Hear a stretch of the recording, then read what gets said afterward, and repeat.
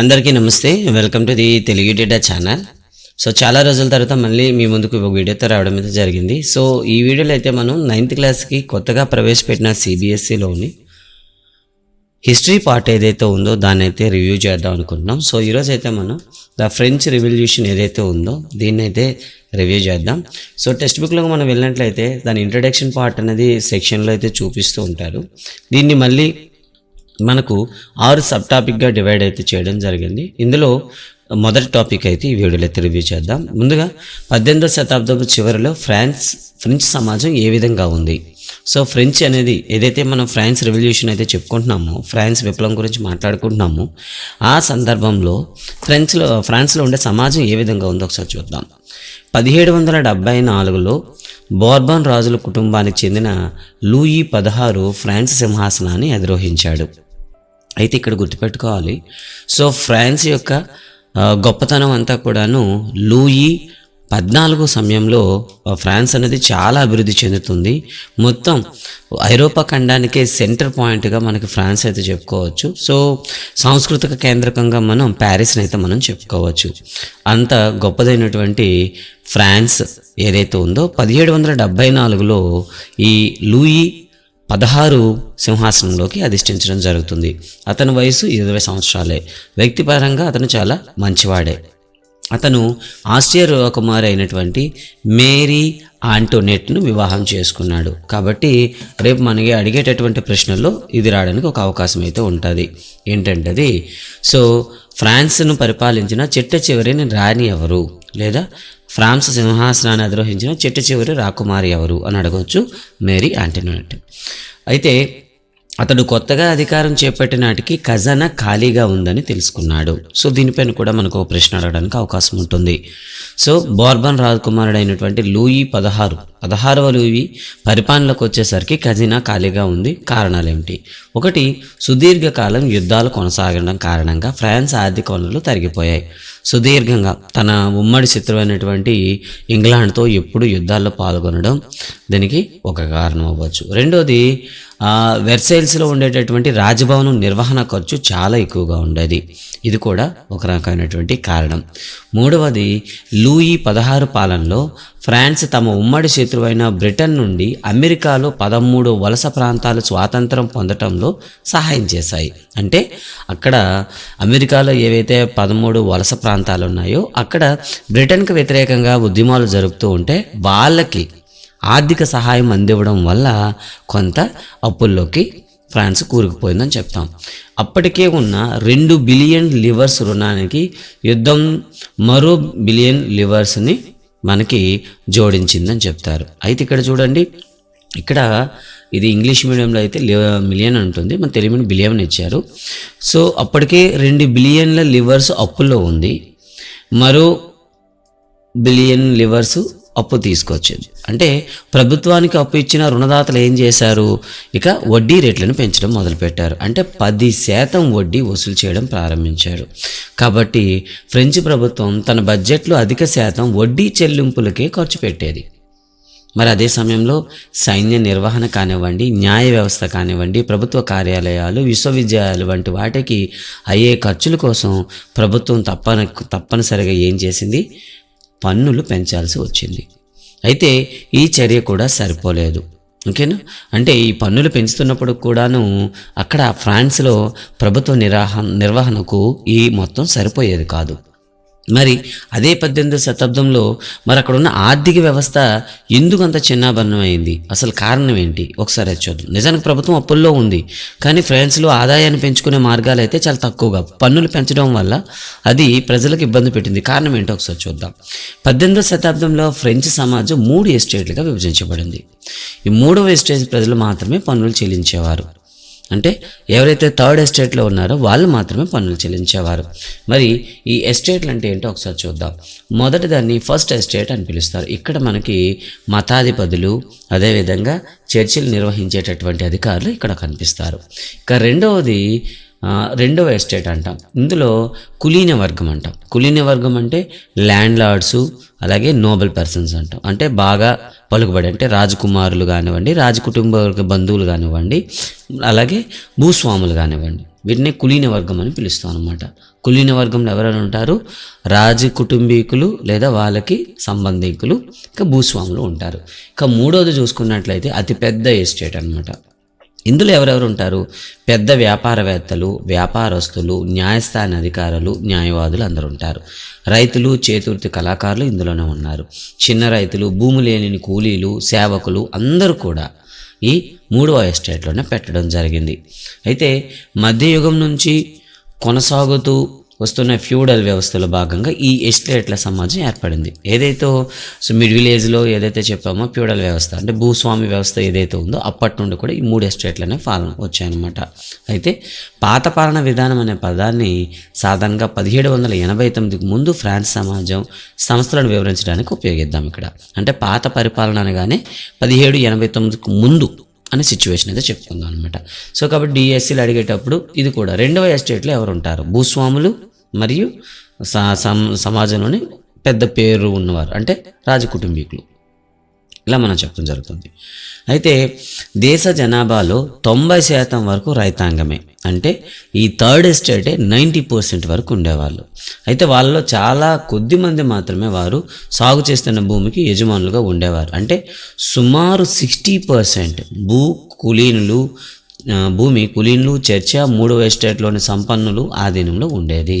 అంటే మొత్తం అంటే 60% భూమి మొత్తం కూడాను ఏదైతే మనం భూస్వాములు అని చెప్పుకున్నాం కదా వారి చేతిలోను, మరి చర్చి ఆధీనంలోను, మూడవ ఎస్టేట్లు ఎవరైతే పెద్ద వ్యాపారస్తులు ఉన్నారో వాళ్ళ ఆధీనంలో ఉండేది. మొదటి 2 ఎస్టేట్ల సభ్యులు అంటే మతాధిపతులు, కులీన వర్గాల వాళ్ళు పుట్టుకతోనే కొన్ని ప్రత్యేక హక్కులను కలిగి ఉండేవాళ్ళు. అంటే వాళ్ళకు పుట్టుక నుండే కొన్ని ప్రత్యేక హక్కులు వంశపారంపర్యంగా వచ్చేవి. రాజ్యానికి పన్ను చెల్లించకుండా మినహాయింపు పొందడం వీటన్నింటిలో ముఖ్యమైనది. అంటే ఆ రాజ్యంలో ఉన్నంత వరకు ఎవరైతే first estate and second estate వాళ్ళు ఉన్నారో వాళ్ళకి పన్నులు చెల్లించాల్సిన అవసరం లేదు. కానీ మొత్తం ఆస్తులు 60% భూమి అంతా కూడా వాళ్ళ ఆధీనంలోనే ఉంది. మిగతా భూమి ఏదైతే 40% భూమి ఏదైతే ఉందో ఇది కులీను అంటే మనకి థర్డ్ ఎస్టేట్లో ఉండేది. వీళ్ళు మాత్రమే పన్నులు చెల్లించాలి. అలాంటప్పుడు మీకు పన్నులు అనేవి చాలా తక్కువ మొత్తంలో వచ్చేవన్నమాట. కులీన వర్గాలకు మరికొన్ని ఫ్యూడల్ హక్కులు కూడా ఉండేవి. దీంట్లో రైతాంగం నుంచి వసూలు చేసే ఫ్యూడల్ పన్నులు, రైతులు ప్రభువుకు సేవలు అందించడం, అతని ఇంటిలో పొలంలోను పనిచేయడం, సైన్యంలో పనిచేయడం, రోడ్లు నిర్మించడంలో పాల్గొనడం వంటి పనులు ఉండేవి. ఇలా వాళ్ళకి కొన్ని ప్రత్యేకమైనటువంటి హక్కులు ఉండేవి. చర్చి కూడా రైతాంగం నుంచి తన వాటాగా టైత్ అనే పన్నులు వసూలు చేసేది. అంటే మూడవ ఎస్టేట్లో ఎవరైతే మనం ఏం చేస్తున్నాం వాళ్ళు ఏదైతే ఉత్పత్తి చేస్తున్నారో దాంట్లో కొంత వాటాను టైత్ అనే పేరుతో చర్చిలు కూడా వసూలు చేసేవి. ఇది కూడా ఒక ప్రశ్న అనమాట. ఓకేనా. తర్వాత చివరకు మూడవ ఎస్టేట్ ప్రజలందరూ ప్రభుత్వానికి పన్ను చెల్లించాలి. మరి ఇందులో ప్రత్యక్ష పన్ను నిత్యావసర వస్తువులైనటువంటి ఉప్పు, పొగాకు వంటి వాటిపై విధించేవారు. ఆ పన్నునే టెయిలే అని పిలిచేవారు. టైత్ అనేది చర్చిలకు కట్టేదైతే టెయిలీ అనేది ప్రభుత్వానికి ప్రత్యక్షంగా కట్టేది అని అర్థం. ప్రభుత్వ నిర్వహణకు అయ్యే ఖర్చును ఈ మూడవ ఎస్టేటే భరించవలసి వచ్చేది. సో తక్కువ భూమి వీళ్ళ దగ్గర ఉంది కానీ మొత్తం పన్నులు వీళ్ళే చెల్లించాల్సి ఉండేది. అయితే ఇక్కడ కొన్ని ప్రత్యేక పదజాలాలు అయితే మనకి ఇవ్వడం జరిగింది, ఒకసారి చూద్దాం. లివర్స్ అంటే ఫ్రాన్స్ ద్రవ్యమానం అంటే అక్కడ ఉండే కరెన్సీ అనేది లివర్స్ ఉండేది. ఇది 1794లో ఆపేశారు. మతాధిపతులు అంటే చర్చిల్లో ప్రత్యేక విధుల్లో సంబంధం ఉన్న వ్యక్తులు అని అర్థం. టైత్ అంటే చర్చి విధించిన పన్ను. దీని ప్రకారం వ్యవసాయ ఉత్పత్తిలో 10వ వంతు చర్చికి చెల్లించాల్సి ఇది. గుర్తుపెట్టుకోండి, టైత్ అంటే ఎంత పన్ను? 10వ వంతు, 1/10th పార్ట్ చర్చికి కట్టాలి. దీన్ని టైత్ అంటారు. టెయిలీ అనేది నేరుగా గవర్నమెంట్కి కట్టే పన్ను అనమాట. ఇలా ఫ్రెంచ్ సమాజంలో ఇలా పన్నుల విధానం అయితే ఉండేదన్నమాట. అయితే అప్పుడు వ్యంగ్యంగా ఒక చిత్రకారుడు చిత్రించిన ఒక చిత్రపటం కూడా మనకైతే ఇవ్వడం జరిగింది. ఇక్కడ ఎవరైతే మనకి కులీన వర్గానికి చెందినవాడు ఉన్నాడో ఈ కులీన వర్గం వ్యక్తిని పైన ఒక సాలెపురుగుతో పోల్చాడనమాట. అలాగే రెండవది వచ్చేసి ఇక్కడ నించున్న వ్యక్తిని ఒక ఈగతో పోల్చడం జరిగింది. చూడండి, ఒక మనకి ఏదైతే మనకి సాలెపురుగు ఉచ్చులో పడిపోతున్న ఈగ మాదిరిగా ఉందన్నమాట. అంటే పేదవాడు ధాన్యం, పండ్లు, డబ్బు, సలాడ్ వంటివన్నీ సమకూరుస్తాడు. దర్పంగా కూర్చున్న ప్రభు వాటిని అంగీకరించడానికి సిద్ధంగా ఉన్నాడు. కానీ తన చూపులతోనైనా అతన్ని అభినందించడానికి కానీ లేదా అతనికి ధన్యవాదాలు చెప్పడానికి కానీ అతను ఇష్టపడ్డాడు. అంటే కళాకారుడు కూలిన వర్గాన్ని సాలిడ్తోనూ రైతులను ఈగను ఎందుకు చిత్రీకరించి వివరించండి అని ఇవ్వడం జరిగిందనమాట. అంటే ఇక్కడ దెయ్యం ఎంత ఎక్కువగా కావాలనుకుంటుందో అంత ఎక్కువ ఇవ్వాలి అంటూ ఇక్కడ ఫ్రాన్స్లో అయితే కొన్ని స్టేట్మెంట్స్ అయితే ఇచ్చారనమాట. ఇక్కడ చూస్తే కులీన వర్గం వ్యక్తికి సాలిడ్గా రైతుని ఈగతో చూడవచ్చు అంటూ ఇక్కడ ఫ్రెంచ్లో అయితే రాయడం జరిగింది. ఓకే, ఇక మరి ఇదే సమయంలో మరి ఫ్రెంచ్ ప్రజల్లో వచ్చినటువంటి మార్పు ఏమిటి ఒకసారి చూద్దాం. 1715లో చూసుకుంటే ఫ్రాన్స్ జనాభా 23 మిలియన్లుగా ఉండేది. అదే 1789కి వచ్చేసరికి 29 మిలియన్లకు పెరిగిందనమాట. దీనివల్ల ఆహార ధాన్యాల డిమాండ్ పెరిగిపోయింది. కానీ అదే సమయంలో ధాన్యం ఉత్పత్తి జరగలేదు. కారణం ఏమిటి? ఆ సమయంలో అక్కడ ఉండేటటువంటి వాతావరణ విధానం అని చెప్పవచ్చు. ఎందుకంటే ఫ్రాన్స్లో ఎప్పటికప్పుడు మంచు కురుస్తూ ఉంటుంది. కొన్నిసార్లు మనకి వ్యవసాయానికి అనుకూలంగా ఉండదు. అధిక సంఖ్యాకులు ఆహారమైనటువంటి రొట్టె ధర బాగా పెరిగింది. అంటే అక్కడ ఎక్కువగా ఏం తీసుకుంటారంటే రొట్టెలు తీసుకుంటారు. కాబట్టి ఫలితంగా ఉత్పత్తి తగ్గింది, డిమాండ్ పెరిగింది. కాబట్టి రొట్టె ధర ఆటోమేటిక్గా పెరిగింది. చాలామంది కార్మికులు ఫ్యాక్టరీలో పనిచేసేవారు. వేతనాలు యజమాని నిర్ధారించేవాడు. అంటే వాళ్ళకి ఎంత శాలరీ ఇవ్వాలనేది అక్కడ ఉన్న ఓనర్ డిసైడ్ చేస్తాడు. అంతేగాని అవి ఎప్పుడు ఫిక్స్డ్గా ఉండేవి, అవి ఎటు కూడా పెరగవు. కానీ ధరల పెరుగుదలకు అనుగుణంగా వేతనాలు ఉండేవి కాదు. దీనివల్ల పేదలు ధనికుల మధ్య అంతరం పెరిగిపోయింది. పేదవాడు పేదవాడుగానే ఉంటే వాటి వల్ల వచ్చే లాభాల వల్ల ధనికుడు ఇంకా ధనికుడు అయ్యాడు. వాళ్ళ మధ్య తేడా వచ్చింది. కరువు కాటకాల వల్ల పంట తగ్గినప్పుడల్లా పరిస్థితులు అధ్వాన్నమయ్యేవి. ఇది జీవనాధార సంక్షోభానికి దారితీసింది. చూసారా, జీవనాధార సంక్షోభానికి అంటే బతకడమే కష్టము అనే స్థాయికి ఫ్రాన్స్ దేశము దిగజారిపోయిందనమాట. అంతేకాకుండా ప్రాచీన ఫ్రాన్స్ రాజ్యంలో ఇలాంటి లక్షణాలు అనేవి తరచూ జరిగేవన్నమాట. ఓకేనా, మరి ఆ సందర్భంలో ఫ్రాన్స్లో ఏం చేసేవారో ఒకసారి చూద్దాం. అయితే ఇక్కడ చిన్న బాక్స్ అయితే ఇచ్చారో పిల్లలకు సంబంధించి పెరుగుతున్న మధ్యతరగతి ప్రత్యేక హక్కుల చరమగీతం. సో ఇదే సమయంలో మరి అక్కడున్న సమాజంలో ఎటువంటి మార్పులు వచ్చాయో ఒకసారి చూద్దాం. పెరుగుతున్న పన్నులు, ఆహార కొరతకు వ్యతిరేకంగా గతంలో కూడిన రైతాంగం, కార్మికులు తిరుగుబాటులో పాల్గొన్నారు. అయితే సామాజిక ఆర్థిక వ్యవస్థలో పూర్తి స్థాయి మార్పు తీసుకురాగల చర్యలు చేపట్టలేకపోయారు. ఎందుకంటే వాళ్ళకి కావాల్సిన ఆర్థిక సహాయం లేదు. మూడో ఎస్టేట్లోని కొంతమంది సంపన్నులు, కొత్త ఆలోచనలు కలిగిన విద్యావంతులు ఈ బాధ్యత వహించారు. అయితే థర్డ్ ఎస్టేట్లో ఉండేటటువంటి కాస్త సంపన్ను ఉండేవాళ్ళు లేదా కొత్త ఆలోచన కలిగిన విద్యావంతులు ఏదైతే తిరుగుబాటుకి ముఖ్యంగా వాళ్ళ ప్రాధాన్యత అయితే పెంచేందనమాట. 18వ శతాబ్దంలో మధ్యతరగతి వ్యవహరించే సామాజిక వర్గాలు ఏర్పడ్డాయి.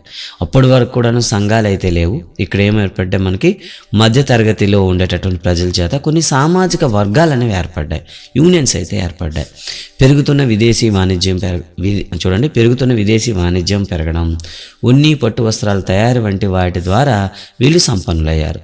ఎవరైతే ఈ సంఘంగా ఏర్పడ్డారో, సామాజిక వర్గాలు ఏర్పడ్డారో వీళ్ళు ఏం చేశారు, విదేశీ వాణిజ్యం చేయడం, పట్టు ఉన్ని వస్త్రాలు అనేవి దిగుమతులు కానీ ఎగుమతులు చేయడం.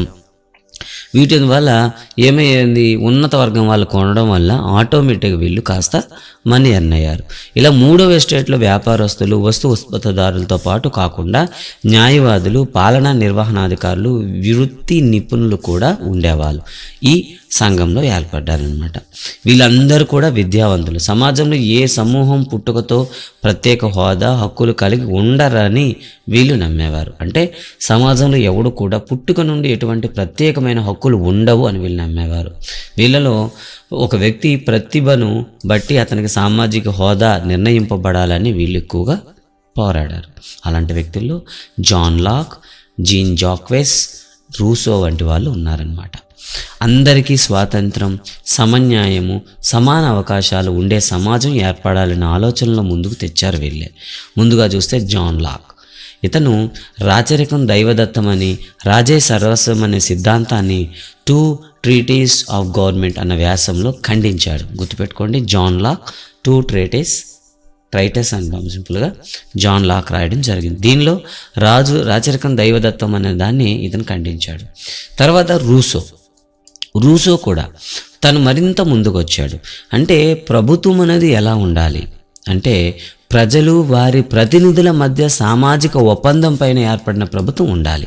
అంటే ప్రజలు తన దగ్గర ఉండే ఒప్పందం చేసుకున్న ప్రజాప్రతినిధులు ఉంటేనే బాగుంటుంది అనేది చెప్పాడు. ఆ తర్వాత వచ్చినటువంటి మాంటెస్కు మరో ముగింపుకు రావడం జరిగింది. The spirit of the laws, Montesquieu రాసినటువంటి the spirit of the laws అనే గ్రంథంలో మరో మాట అయితే చెప్పాడు. సో ఒక దేశంలో ఉండేటటువంటి అధికారం అనేది 3 విభాగాలుగా విభజన చెందాలి అని ప్రతిపాదన చేశాడు. ప్రస్తుతం మనం దాన్నే ఆచరిస్తున్నాం.